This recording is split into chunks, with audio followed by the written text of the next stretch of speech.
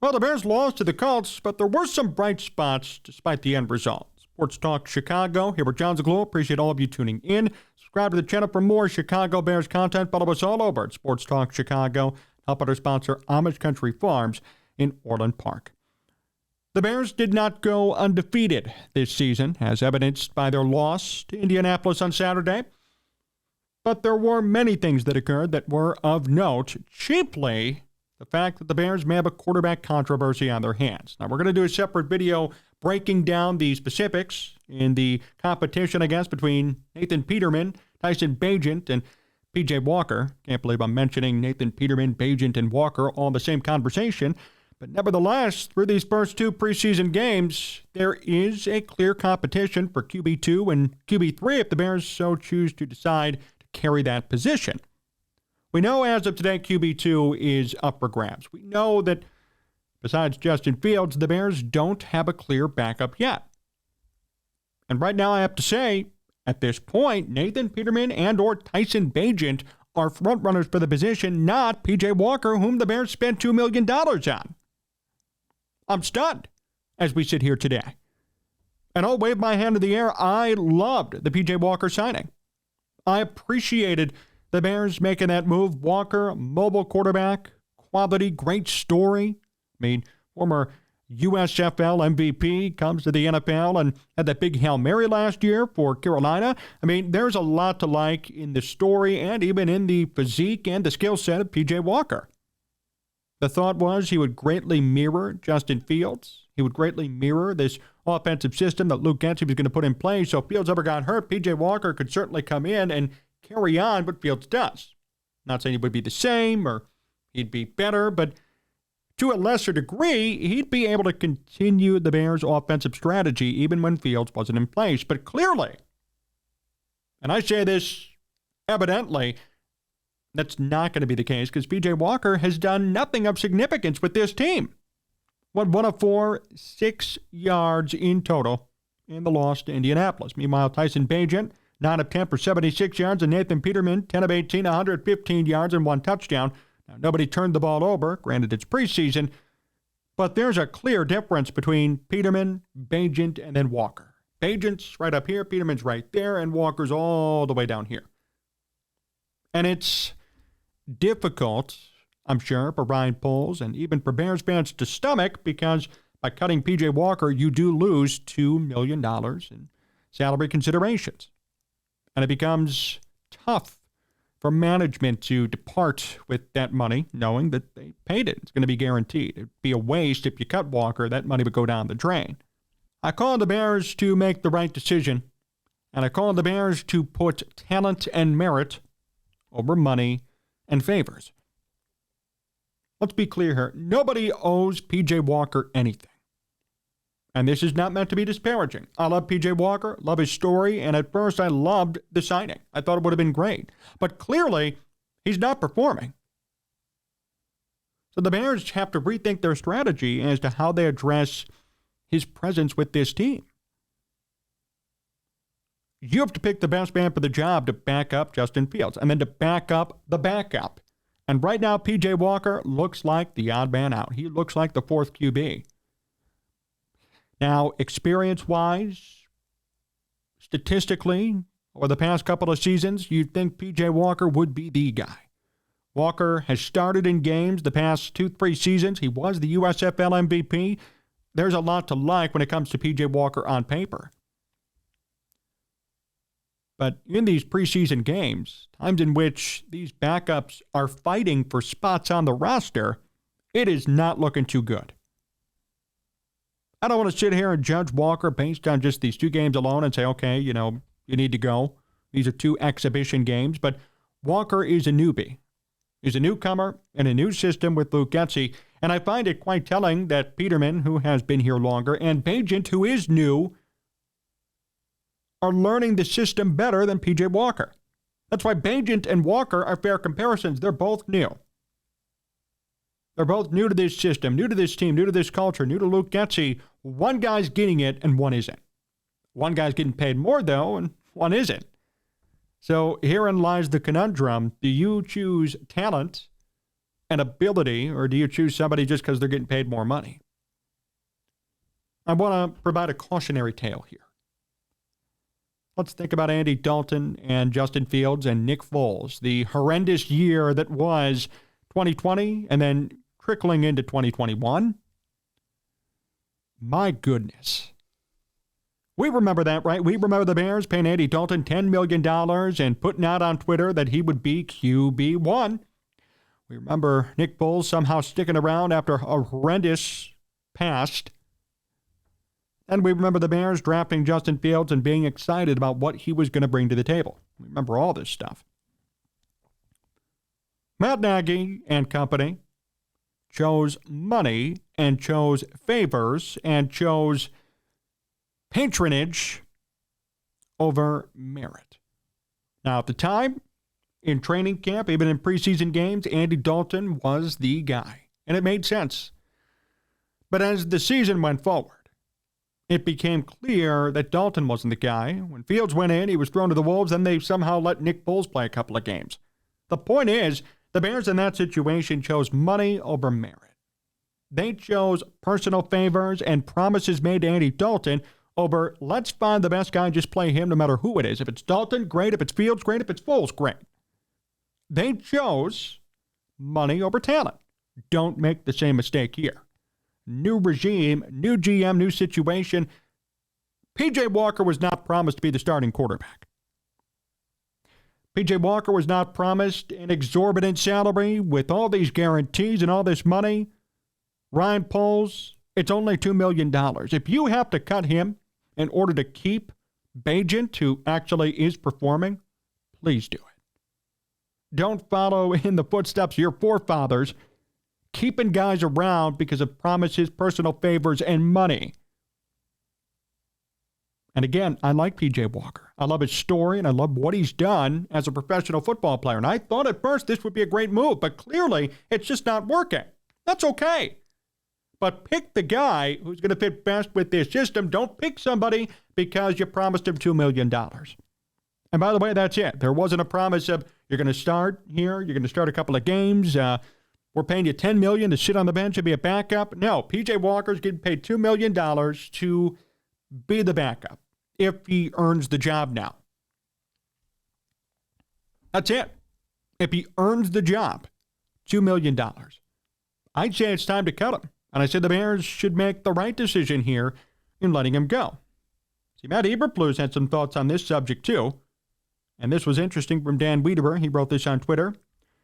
Quote, Matt Eberflus certainly didn't give P.J. Walker reason to feel like his name was written in Sharpie on the QB2 line. Quote, everything's open right now. I think if you have a closed mind, then if somebody is rising or executing, you'll miss it. Matt Eberflus did not commit to P.J. Walker being the QB2 after that game. Tyson Bagent said this. I've been playing quarterback since I was 6. It's everything that I have planned for myself.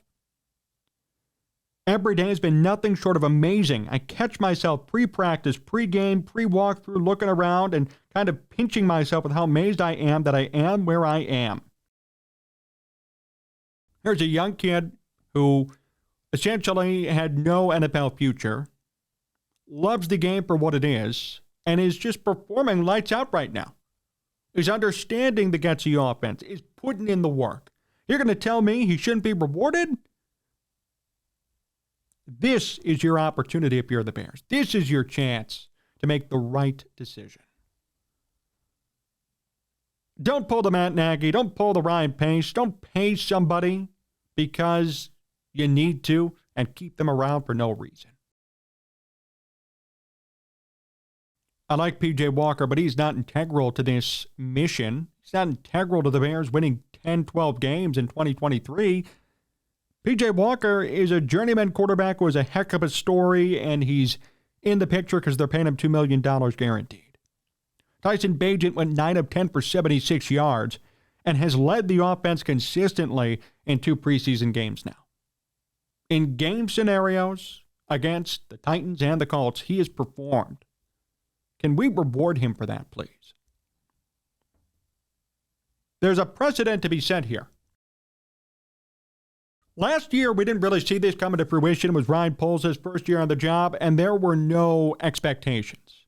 Everybody was brought in on 1 or 2 year deals. Nobody was promised necessarily anything, and the team ended up sucking anyway. They were tanking from day one, and everybody knew it. So Ryan Poles has never really faced this sort of situation before, but now it's here. Now it's time. What are you going to do? Are you going to choose merit, choose talent, choose hard work and skill set? Are you going to be worried because, oh my gosh, I can't waste a measly $2 million? $10 million, I get it. Andy Dalton and Justin Fields, I get it. You promised Andy Dalton something, established veteran QB, 5-time playoff quarterback, comes in, getting paid a lot of money, totally get it. This is different. You're talking about somebody who was guaranteed a backup position.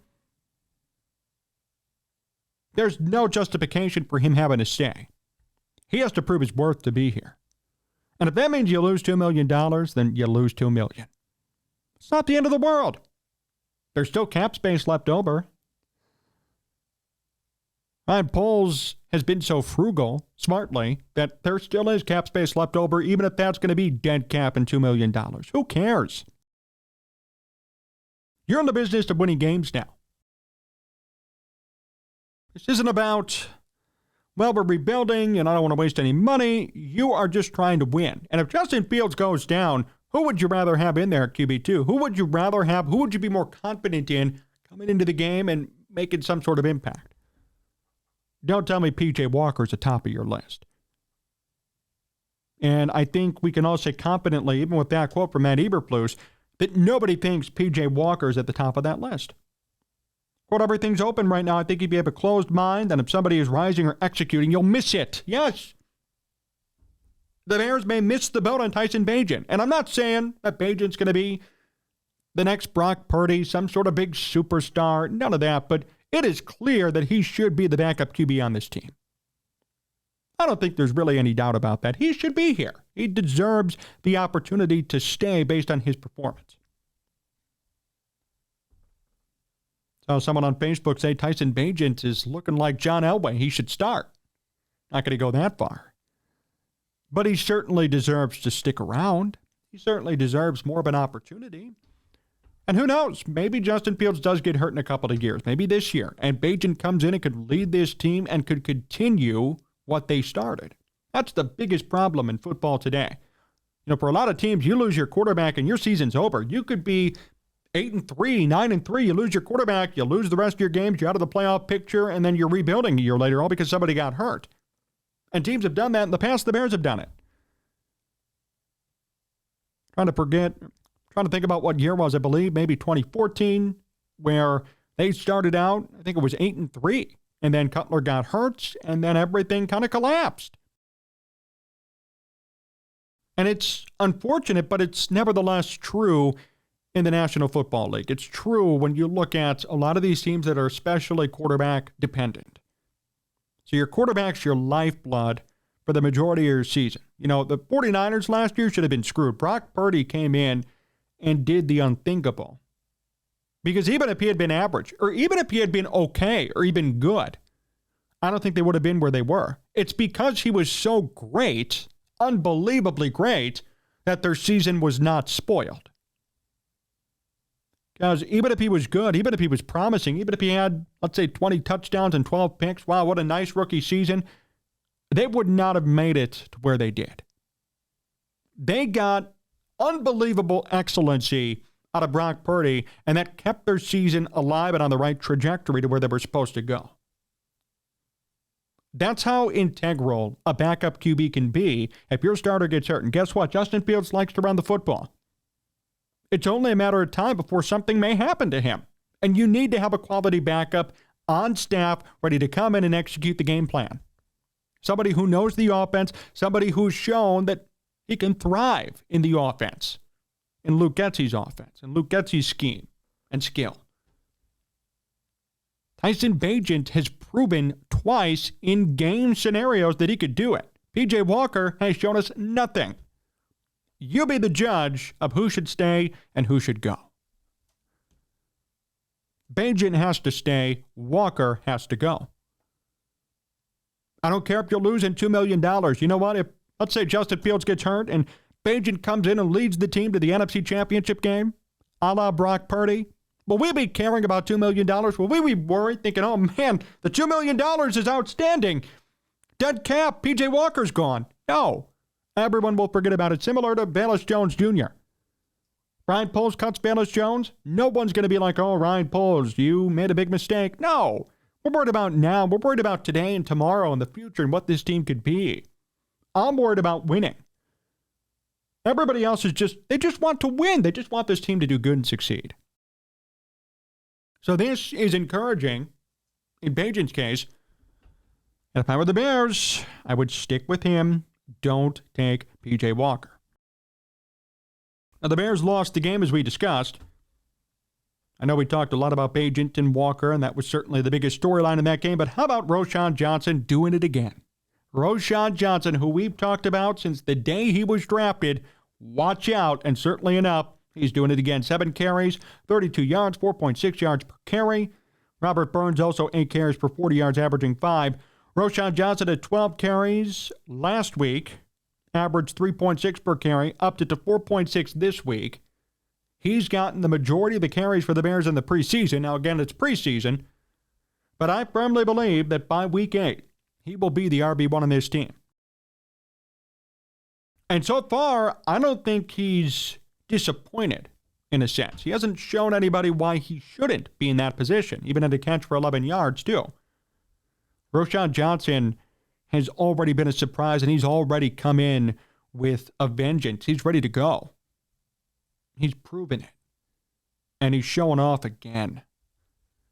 Oh, it's just so satisfying to see. Deontay Foreman got some carries too, Travis Homer, etc. But Roschon Johnson, watch out. He has been so good in these 2 preseason games. It's just been so exciting to see. It's been exciting to see him get these opportunities. It's been exciting to see him fulfill what was expected of him. Quote here from USA Today, Johnson played a huge role in Chicago's first scoring drive where he had a 14-yard run and 11-yard reception. He provided a spark on offense that was desperately needed. As Johnson continues to impress, it'll be interesting to see how quickly he can climb the depth chart as a rookie. A little bit of foreshadowing from this article, and it's true. Another guy who may not be getting paid the big bucks, may not have the NFL resume per se, but if you're worried about talent and if you're worried about production, that's just the guy you go with. I know Khalil Herbert's been here for a while, and I know on paper he averages enough yards per carry to be a Pro Bowler every single season. But Roschon Johnson can do both. Roschon Johnson is younger. Roschon Johnson is more fire and more ambition. And he's been proving it in the preseason so far. Let me make this clear, too. I'm not going to be mad if Roschon is going to be the 3rd-string running back all season. I'm not going to be bashing Khalil Herbert, waiting for him to screw up or something like that. But I want to advocate for people who are doing good things. I want to advocate for people who are doing good work and putting in the work on the field and proving to everybody that there needs to be a conversation about these set positions. Backup quarterback was supposed to be set. Running back, to an extent, was supposed to be set, at least for week 1. And there are 2 rookies on this team, late-round guys, who are just disrupting the whole process and being a problem. And I love it. That is what makes the preseason fun. When people ask, why watch the preseason? A couple of people last night said, all these starters are out. Justin Fields is out. Khalil Herbert's out. All these guys are out. What's the point? Why are we doing this? We're doing it for reasons like this. We're doing it to see the next generation of Bears talent rise up. And we're doing it to maybe see these players who are considered next generation to debut this season to make an impact right away, like Roschon and potentially Bagent, if something were to happen to Justin Fields. This is what makes it fun to watch. This is what makes it exciting. This is what I love about the preseason, contrary to popular opinion. I mean, in another aspect, too, we get to see these rookies who may not be performing who should be. Tyreek Stevenson had a dud of a game yesterday. Stevenson was called for a personal foul and a late hit out of bounds. Then he let an interception go right through his hands from Gardner Minshew. Just totally right through his hands. Stone-handed over there and missed it. So you get to see opportunities for guys to improve, and you get to see guys who need to improve screw up. It's an evaluation process. Preseason games are evaluation in person, in-game scenarios. You can only decipher so much when you're not in pads, or maybe you even are in pads, but things are light during a training camp. You're playing a game in a stadium with fans. It's a great environment to simulate a real game, to understand how guys are going to perform. So I think we saw a lot yesterday. We have a lot to think about. I know I led with this. I'm going to make sure I reinforce it here. Tyson Bagent should be the Bears' backup QB. Tyson Bagent is the guy the Bears need, and it's going to come down again to Ryan Poles deciding, do I care about talent? Do I care about merit? Do I care about proving oneself? Or do I care about $2 million? Do I care about losing $2 million, losing this cap space, and cutting P.J. Walker? It's a small, minute decision, but I will say the Bears chose money over talent with Andy Dalton and Nick Foles and Justin Fields in 2021. If Ryan Poles makes that same mistake, I think it's safe to say we got to watch what he does moving forward, because that would be a dumb move. At the same time, I think it's also clear Roschon Johnson made a big impact and continues to show that he is RB1 material. These are two significant battles that we're watching play out. One more preseason game left to go, then the real thing starts in mid-September. And I have to say at this point, there's a lot to be excited about. Thanks for watching today's show here on Sports Talk Chicago. Appreciate you tuning in. Subscribe to the channel for more Chicago Bears content. Follow us all over at Sports Talk Chicago. Thank you to John Meadows directing and producing. And help out our sponsor, Amish Country Farms over in Orland Park. So long, everyone.